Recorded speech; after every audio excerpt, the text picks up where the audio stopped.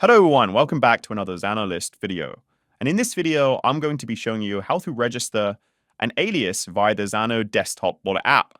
And in the last video, I showed you how to create a Zano wallet in the desktop wallet app. So as you can see, this is a brand new fresh wallet.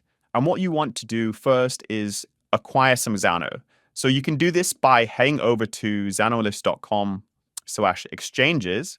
And here you can find exchanges and swapping platforms to be able to receive Zano. So I'm going to go ahead and use this site. I've got to, just for the purpose of this video, use USDT as I think it's the most common one that people will use. Ethereum network, and then I'm going to change this to the receiving of Zano. And let's say I want 50 USDT to Zano, and that's going to get me 4.34. Then I'm going to copy my Zano address, paste it here. Select floating rate or fixed rate and click exchange. As you can see, I will need to deposit 50 USDT on the ETH network to this address here, and then my Zano wallet will receive this amount in Zano. So once you've received the Zano, you'll be able to check here in the history. And then what you can do is go ahead and click register an alias right next to your Zano address.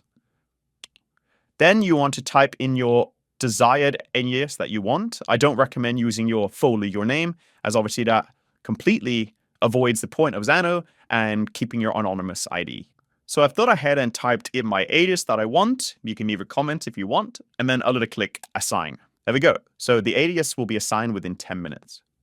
And you can go ahead and click the history tab and you can see. So again, it would take 10 block confirmations before your Zano alias gets assigned. So as you can see now, I have the alias at leak, and that's what I wanted. Now, if anyone wants to send me money on Zano, all I have to do is send them my alias at leak. And that is how simple Zano is.